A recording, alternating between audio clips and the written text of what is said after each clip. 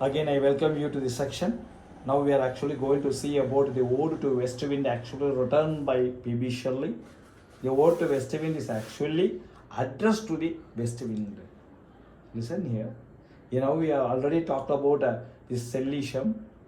Shelley has made his ode to be presented to the west wind itself. அந்த ode அப்படின்னு சொல்லக்கூடிய இந்த meaning என்ன அப்படின்னு கேட்டிங்கன்னா, it is a form of an address to a person or a treasured object or even to a god. அதுதான் இந்த ஓடு. அப்போ இந்த ஓடு வந்து யூஸ்வலி எப்படி இருந்தால் ஒரு ரைமிங் பேட்டர்ன்லையும் கிட்டத்தட்ட ஒரு 150 லைன் வரைக்கும் கூட இது எக்ஸ்டென்ஷன் ஆச்சு. இந்த இடத்துல பிபி ஷெல்லி என்ன பண்ணுறாருன்னா, இந்த போயத்தை ப்ரெசென்ட் பண்ணுறாரு. 1819 இந்த போயத்தை அவர் எழுதுகிறாரு. ஒரு powerful poem of PB Shelley அப்படின்னு கூட இதை சொல்லலாம். சொல்லிட்டு அவர் என்ன சொல்கிறாருன்னா, பர்சானிஃபிகேஷனை கொண்டு வர்றாரு. Shelley personifies his powerful force of nature that can be either a destroyer and a preserver. ஒரு டிஸ்ட்ராயராகவும் இருக்கும், ஒரு ப்ரிசர்வாயராகவும் இருக்கும் அப்படிங்கிற விஷயத்த ரொம்ப பியூட்டிஃபுல்லாக கொண்டு வர்றாரு. அப்போ என்ன பண்ணுறாருன்னா, he divides this poem into 5 sections. 5 செக்ஷனாக அவர் பிரிக்கிறார்.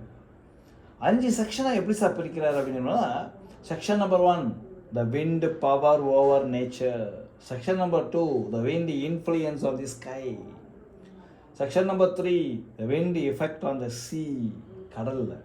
Then he just talks about his own plead, the poet's plead. ஃபைனலாக பாருங்க, the wind as a metaphor for inspiration. இந்த விண்டை ஒரு மெட்டாஃபியரை எடுத்து ஒரு இன்ஸ்பிரேஷனை கொடுக்குறாரு. The poet asks the wind to inspire him and carry his thoughts like leaf and spreading his message of renewal and change. பாருங்க, இந்த கடைசி செக்ஷனில் அப்படியே மண்டி போட்டுருவார். எதுக்குமே அசராத அஞ்சா நெஞ்சன் PB Shelley is a great revolutionist. பயங்கரமான ஒரு ரெவல்யூஷனரி, இஸ் அ கம்யூனிஸ்ட் கூட சொல்லலாம்.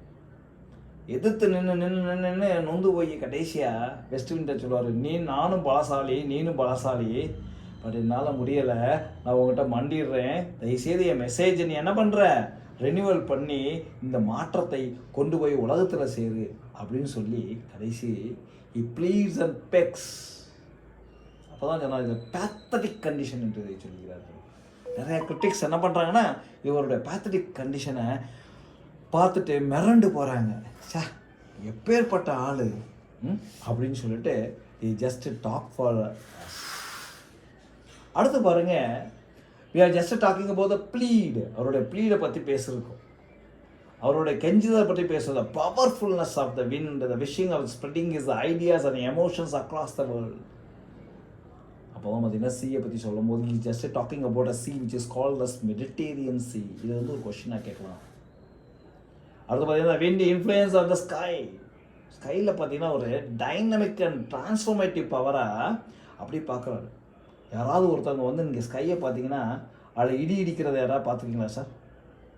இடி இடிக்கும் போது பார்த்தீங்கன்னா மின்னல் வெட்டலாம் அப்படியே இந்த ஸ்கையில் தெரியும். Then you can see what is the power of the sky.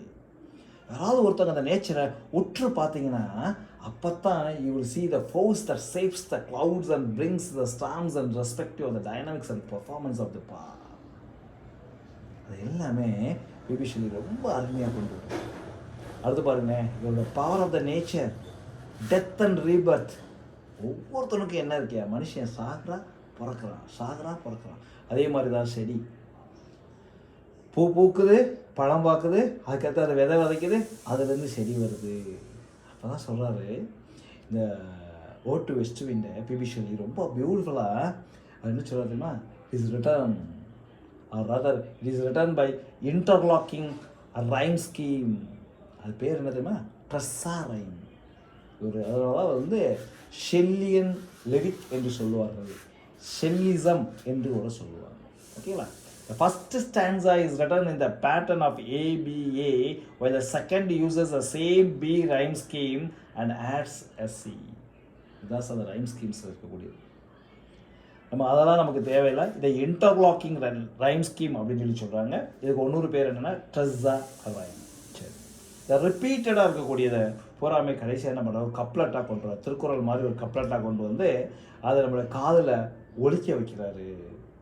For example, everywhere and here இந்த line 13 and 14 refers to the couplet form. சரி, அதுக்கடுத்து பார்த்தீங்கன்னா மெஜாரிட்டி த ட்ரெஸார் ரைம் அப்படின்னு சொல்லி சொன்னாலும் இதை என்ன பேட்டர்னில் எழுதிக்கன்னா, it is written in iambic pentameter. Iambic pentameter ஒவ்வொன்றும் பார்த்தீங்கன்னா 2 பீட் இருக்கும் அப்படின்னு சொல்லிட்டு அது சொல்லுவாங்க. அது நமக்கு மெட்டீரியலில் பார்த்துக்க உங்களுக்கு போதும். சரி, இதில் நிறைய லிட்ரரி டிவைஸ் யூஸ் பண்ணுறாரு. அலிட்ரேஷன், பர்சானிஃபிகேஷன், அப்பாஸ்ட்ரஃபி, இதுதான் அவர் அதிகமாக பயன்படுத்தக்கூடிய லிட்ரரி டிவைஸ். சரி, அதுக்கடுத்து பாருங்கள், it talks about so many things of end of movement. இது எல்லாமே பார்த்தீங்கன்னா ஒரு காமன் டெக்னிக், ரொம்ப காமனான ஒரு டெக்னிக், ஒவ்வொருலேயும் அவர் பண்ணிகிட்டே இருக்காரு. நான் let us see the poem. இந்த போயத்தை என்ன சார் சொல்கிறாரு அப்படின்னு கேட்டிங்கன்னா, 5 stanzas இருக்கும். அந்த 5 stanzasலையும் அவருடைய எல்லா கருத்துக்களையும் ரொம்ப அருமையாக கொண்டு வருவார். அந்த போயம் உங்களுக்கு நான் கீழே கொடுத்துருக்கேன். அந்த போயத்தை நீங்கள் பார்த்துங்க, ஏன்னா அதை டீட்டெயிலில் இருந்து கேட்கலாம். ஓ ஃபெரோசியஸ் வெஸ்ட் விண்ட், ஓ வைல்டு வெஸ்ட் விண்ட் அப்படின்னு சொல்லிட்டு இட் டாக்ஸ் அபவுட் இஸ் வைல்டஸ்னஸ். சரிங்களா, இந்த பாயிண்ட்ஸ்லாம் அதில் இருக்குது. இந்த போயம் எப்போ பப்ளிஷ் பண்ணார், எப்போ எழுதினார், எல்லாமே பார்த்துட்டீங்க. It has been called as a matchless word. அவருடைய லாங் விஷனரி போயம் என்ன அப்படிங்கிறீங்கன்னா, அந்த long visionary poem is Queen Mab. அதுக்கடுத்து பார்த்தீங்கன்னா இதை பற்றி ஹி அட்மையர்ட் ஆஸ்கார் வைல்டு. இவர் அட்மையர் பண்ணது யார் அப்படிங்கிறீங்கன்னா, இவருடைய ரொம்ப அட்மைரேஷன் யார்கிட்ட இருந்துச்சுன்னா ஆஸ்கார் வைல்ட்ட இருந்துச்சு. ஸோ இந்த ஆஸ்கார் வைல்டை வந்து நமக்கு ஒரு கொஸ்டினாக கேட்கலாம். சரிங்களா, ஓகே டன். Oscar wild. அடுத்து பாருங்கள், இந்த ஓ டு வெஸ்ட் விண்ட் அப்படின்னு சொல்லக்கூடிய கொஷின்ஸ் எல்லாம் நம்ம போயிடுவோம். Now let us just start with something else. In the ode to west wind, can anybody say, or can anybody just give me what he actually talks in this 5 cantos? இந்த 5 cantos-ல அவர் என்ன பேசுறார் சொல்ல முடியுமா?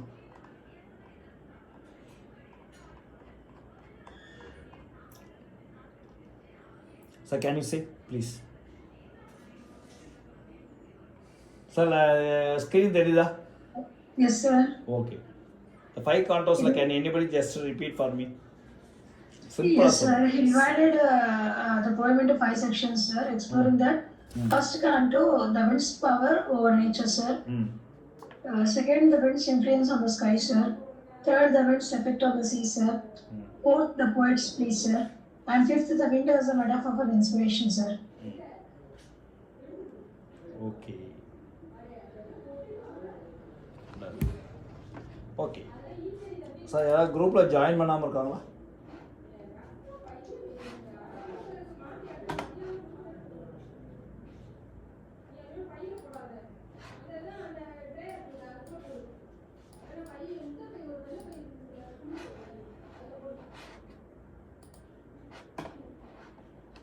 Okay then, okay, everybody has joined, I think so, right?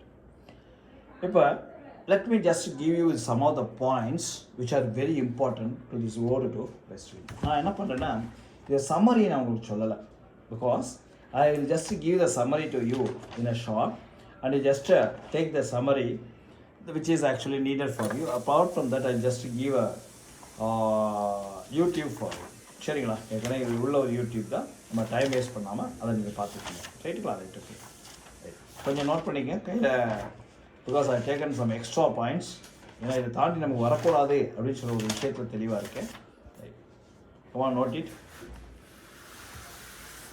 BP Shelley, எழுதிக்குமா வேமா. PB Shelley,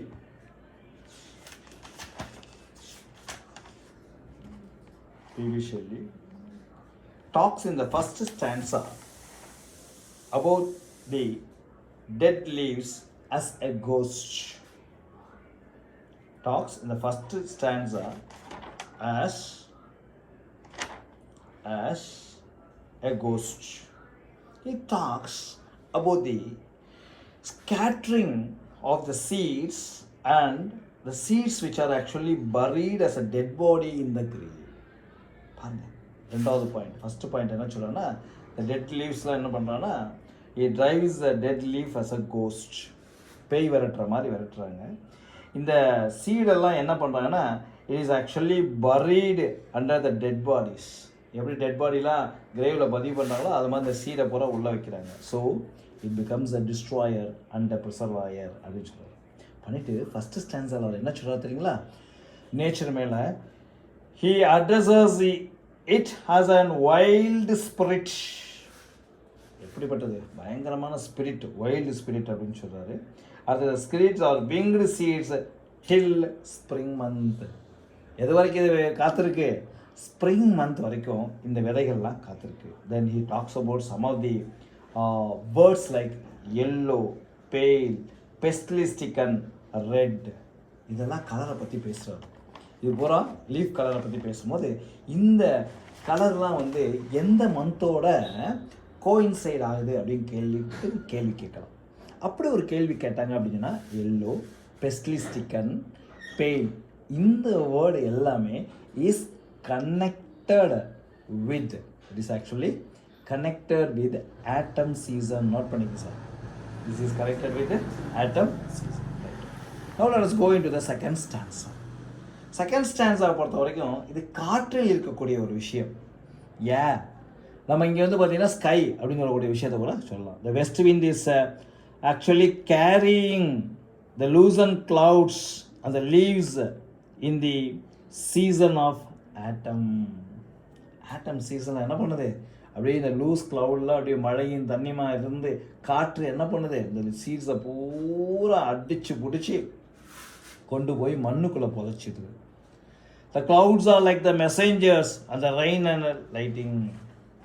அப்போ பாருங்கள், the clouds are the messengers of rain and lighting. ஒரு மெசேஞ்சர். இந்த க்ளவுட் என்ன பண்ணுது அப்படிங்கன்னா அடுத்த ரெயினையும் லைட்னிங்கையும் அனுப்புது. உடனே மழை பூமியில் பெய்யுது. அந்த விதைகள்லாம் என்ன ஆகுது? முளைக்க ஆரம்பிக்குது. Rising the head like a friend. அந்த விதைகள்லாம் எப்படி இருக்குன்னா அப்படியே ஒரு ஃப்ரெண்டு மாதிரி மண்டையை அப்படியே தூக்குது. ஓகேங்களா? அது ஒரு ஃப்ரெண்டு மாதிரி சில நேரம் என்ன பண்ணுது? பேய்கள் மாதிரியும் மண்டையை தூக்குது அப்படிங்கிற ஃப்ரெண்டு ரெண்டு வார்த்தையும் சேர்த்து சொல்கிறாரு. So is actually talking about god பக்சாண்டியோ, BACCHAT. ஓகேங்களா? இது வந்து த காட் ஆஃப் ஃபைன், இதெல்லாம் நம்ம வந்து சொல்லிட்டு இருப்பாங்க. அது மாதிரி பார்த்தீங்கன்னா இது ரொம்ப அப்படியே தலையை வந்து ஆட்டி பண்ணிக்கிட்டு இருக்கு. அடுத்து the cloud has become as a big dome. இந்த க்ளவுட் எப்படி இருக்குது அப்படின்னா ஒரு பெரிய டோம் மாதிரி மாறிடுச்சு அப்படின்னு சொல்கிறாரு. அடுத்து the air is passing by the streams like a funeral song. ஒரு ஃபியூனரல் சாங் மாதிரி என்ன ஆகுதுன்னா அப்படியே பாஸ் பண்ணிக்கிட்டே போகுது. ஒரு ஒப்பாரி பாடல் மாதிரி போயிட்டே இருக்குது. போனாலும் அது என்ன பண்ணுது? கடைசியாக அது போய் பரி பண்ணாலும் அது பரியிலேருந்து என்ன வருது? ரீபர்த் வருது அப்படின்னு சொல்லி முடிக்கிறாரு. So this is very important. Here the earth is the burial chamber அப்படின்னு சொல்றாரு. நோட் பண்ணிங்க. earth is called as a burial chamber. Note பண்ணிக்கங்க. டன். இதோட செகண்ட் பேரா முடிஞ்சு போச்சு. Now we are entering into the third para.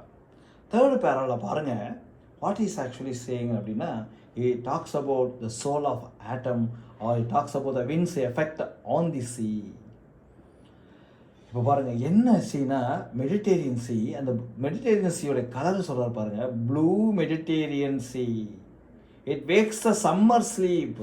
So இங்கே என்ன season பாருங்கள், ஏற்கனவே ஸ்ப்ரிங்கு சொல்லிட்டாங்க, ஆட்டம் சொல்லிட்டாங்க. அடுத்து பாருங்கள் இங்கே டாக்ஸ் அபவுட் சம்மர். அந்த மெடிடேரியன் சி என்ன பண்ணுதுன்னா அந்த சம்மர் ஸ்லீப்பை வேக் பண்ணுது. அப்போ it talks about the gulf of Naples, NAPLES. Note பண்ணிங்க, கல்ஃப் ஆஃப் நாப்பிள்ஸ். அப்போ தான் அந்த ரோமன் ரூயின்ஸை பற்றி பேசுவார். டியூ டு எர்த்குவேக் அப்படிங்கிற விஷயத்த சொல்கிறார். ரோமன் ரூயின்ஸ் அப்படின்னு சொல்லி சொல்கிறார். Okay. It blows on the Atlantic and Mediterranean. Note பண்ணிக்கோங்க sir. It blows on the Atlantic and this Mediterranean. Okay. அடுத்து இந்த காலகட்டங்களில் கடற்கரை பக்கத்தில் இருக்கக்கூடிய எல்லா லீவ்ஸ் ஆஃப் த பிளான்ட் இந்த ஓஷன் ஆல்சோ ட்ரம்பிள்ஸ். பயங்கரமான பேய் காற்று. அதைத்தான் இங்கே வந்து நாசுக்கா சொல்கிறாரு. In this canto he talks about fear. Note பண்ணிங்க சார். இந்த சீயில் வரும்போது என்ன பண்ணுறோன்னா he talks about the fear. ஏன் சார் இந்த சீயை பார்த்து அவர் ஃபியர் சொல்கிறாரு. ஏன் நேச்சரை பார்த்து சொல்லலை, ஸ்கையை பார்த்து சொல்லலை, சீயை பார்த்து சொல்லலைன்னா இந்த சீயானது உலகத்தை அழிக்கக்கூடியது, உலகத்தை அழிக்கக்கூடியது. வேல்கானிக் எரப்ஸ், அதுக்குள்ள நிறைய வேல்கனோஸ் இருக்குது. அந்த வேல்கனோஸ்லாம் வெடிச்சிச்சு அப்படின்னு சொன்னால் இன்றைக்கி நம்ம இருக்கக்கூடிய உலகம் கிடையாது அப்படின்னு சொல்லிட்டு அன்னைக்கு அவர் என்ன பண்ணுறாரு, ஷெல்லி இஸ் ஃபியரிங் த சீயை பார்த்து பயப்படுறாரு. அடுத்து stands of 4, the poet's appeal. எப்படி அப்பீல் தெரியுமா? Pathetic appeal. Is a pathetic appeal. He recalls his boyhood. அது என்ன பண்ணுறது தெரியுமா? அவருடைய பாய்ஹுடை ரீகால் பண்ணுறாரு. நோட் பண்ணிங்க, இது ஒரு TRB question. He recalls his boyhood. அதுக்கடுத்து my appearance, my my my my my my அப்படின்னு சொல்லி அந்த இடத்துல சொல்லுவார். எத்தனை முறை அப்பியர் ஆகுதுன்னா 9 times. My appears 9 times. My appears 9 times. அவ்வளோதான். ஆமாம், இது எல்லாமே நம்ம வந்து பார்க்கலாம். இது எல்லாமே நம்ம பார்க்கலாம். அடுத்தபடியாக பார்த்தீங்கன்னா we just talk about the next thing. What is the thing we talk about அப்படின்னு சொல்லி பார்த்தீங்கன்னா, he identify himself with the wind. விண்டோடையே ஐடென்டிஃபை பண்ணி அவரை பற்றி அவராக சொல்லிக்கிறார். என்ன தெரியுமா? அன்கண்ட்ரோலபிள், டேம்லெஸ், வைல்டு அப்படின்னு சொல்லி அவர் சொல்கிறாரு. பட் என்ன தான் அப்பீல் பண்ணாலும் அவரால் என்ன பண்ண முடியல, சொசைட்டியோட போராட முடியலை. அப்போ தான் 5th stanzaல சொல்கிறாரு, appeal. he makes an appeal to the wind to make him a liar. ஒரு இசை கருவியாக மாற்று அப்படின்னு சொன்னார். West wind is personify as an enchanter. West wind அப்படியே பர்சானிஃபை பண்ணுறாரு. எப்படி தெரியுமா? enchanter, spirit அப்படின்னு சொல்கிறாரு, impetuous one அப்படின்னு சொல்கிறாரு. சொல்லிட்டு கடைசியாக ஒரு கேள்வி தூக்கி வைக்கிறார். டெத்தை பற்றி பேசுகிறாரு, ரீபர்த்தை பற்றி பேசுகிறாரு, பண்ணிவிட்டு தன்னுடைய தியரியை பற்றி பேசுகிறார். எப்படின்னா, நம்ம போயிட்னு அப்படின்னு நம்ம சொல்கிறோம். poets are an unacknowledged legislator of the world. நம்மளை யாருமே ரெகக்னைஸ் பண்ணுறதில்ல அப்படின்னு சொல்கிற ஒரு ஃபீலிங்கை ரொம்ப அருமையாக, ரொம்ப ரொம்ப ரொம்ப ரொம்ப அருமையாக அவர் கொண்டு வர்றாரு. அதோட விளைவு பார்த்தீங்கன்னா கடைசியாக ரெட்டாரிக் கொஸ்டினில் முடிக்கிறாரு, ஒரு ஆப்டிமிஸ்டத்தில் முடிக்கிறாரு. என்ன தெரியுமா? If winter comes, can spring be far away? Can the spring be far behind? போட்டு ஒரு கொஸ்டினோட முடிக்கிறார். அப்போ இதோட மீனிங் என்ன அப்படின்னா, he completes this poem by an optimistic view. என்ன வியூவில் முடிக்கிறாரு? ஒரு ஆப்டிமிஸ்டிக் வியூவில் முடிக்கிறாரு. அதான் சொல்கிறோம் பாருங்க. The above lines of the example of Shelley optimism. If winter comes, can spring be far behind? இதுதான் வந்து ஒரு ஆப்டிமிஸ்டிக் வியூ. ஓகேங்களா? இது இல்லாமல் இல்லை சின்ன சின்ன பாயிண்ட்ஸ், என்னென்ன முக்கியமான பாயிண்ட்ஸோ ஆக்சுவலாக உங்களுக்கு கொடுத்துருக்கேன். Almost given many important points to you. சில கொஸ்டின்ஸ் கேட்டிருக்கோம், கொஸ்டின்ஸ்க்கான ஆன்சரையும் நீங்கள் பார்த்துக்குங்க. சரி, this is the thing which you want actually see. இந்த போயத்துடைய கடைசி கிரிட்டிசத்தை பாருங்களேன். இந்த போயத்துடைய கடைசி criticism, Stephen Spender calls his poem the most symphonic poem in the English language. English லாங்குவேஜில் இப்படி ஒரு போயத்தை நாங்கள் பார்த்ததில்லை அப்படின்னு சொல்லி வச்சுக்கிறாங்க. ஓகேங்களா? This is the thing which you want actually C. Okay, அடுத்தபடியாக நம்ம பார்க்க வேண்டிய இன்னொரு விஷயம் இருக்குது. எத்தனை பேர்த்துக்கு நம்ம இன்னைக்கு பார்க்கக்கூடிய ப்ரில்யூடை பற்றி தெரியும்? It's an autobiography of Wordsworth, sir. This is an autobiography of Wordsworth. Okay. சொல்லுங்க.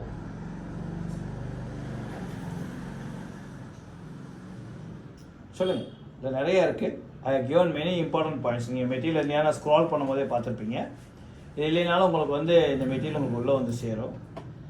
இது வந்து பார்த்தீங்கன்னா சொல்லுங்கள். Sorry to ask by this time, sir. சொல்லுங்கம்மா. மெட்டீரியல் வந்து நீங்கள் இப்போ நிறைய பாயிண்ட்ஸ் வந்து ஆட் பண்ணிருக்கீங்க சார். ஆமாம், ஆட் பண்ணிகிட்டே இருக்கேன். இல்லை, நிறைய ஆட் பண்ணியிருக்கேன் நானே, எனக்கே இது தெரியுது. டோன்ட் வரி, நம்ம கால் ஃபார் வரும்போது உங்களுக்கு வந்து சேருது. Thank you sir. இல்லை, ஏன்னா நிறைய சேர்த்துருக்கேன், தெரியுதுங்களா? பழைய மெட்டீரியலுக்கும் இந்த மெட்டீரியலுக்கும் நிறைய டிஃப்ரென்ஸ் தெரியுதுங்களா? ஆக்சுவலா நான் ரீசன்ட்டா தான் சார் மெட்டீரியல் வாங்குனேன். பட் அதுக்கு அடுத்து அந்த மெட்டீரியலுக்கு நீங்க வந்து நிறைய ஜாயின் பண்ணிருக்கீங்க. அதாவது நீங்க வாங்குன மெட்டீரியலுக்கு ஒருத்தங்க வாங்குனாங்க பாத்தீங்களா, அது ஒண்ணு கம்மியா இருக்கும். அவங்கள்ட்ட நான் சொல்லும் போது உங்கள் மெட்டீரியலை காட்டும் போது அவங்க என்ன சொல்லியிருப்பாங்கன்னா சார் அதில் நிறைய பாயிண்ட்ஸ் இருக்குன்னு சொல்லி சொல்லியிருப்பாங்க. ஞாபகம் இருக்கா? Yes sir, yes sir. இந்த மெட்டீரியல் பார்க்குறப்ப ரொம்ப இம்ப்ரெசிவா இருக்கு சார். நிறைய பாயிண்ட்ஸ் ஆட் பண்ணிருக்கீங்க சார். ஆமாம். இப்போ என்னன்னா அடுத்த ரவுண்டுக்கு போயாச்சு. அடுத்து பார்த்தீங்கன்னா என்ன நிறைய பார்த்தீங்கன்னா நம்மளை மிஸ் பண்ணாமல் இருக்கணும்னு சொல்லிருக்காங்க. முடிஞ்ச அளவுக்கு நிறைய ஹார்ட் ஒர்க் பண்ணி உள்ளே வச்சுருக்கோம். Okay sir. ஓகே, இதில் வந்து பார்த்தீங்கன்னா நிறைய பாயிண்ட்ஸ் இருந்தாலும் மெயின் பாயிண்ட்ஸ் மட்டும் பாருங்கள். It talks about the magnificent autumn day. இப்போ நம்ம அடுத்து பார்க்குறது என்னன்னா பர்லியூடை பற்றி பார்க்கலாம்.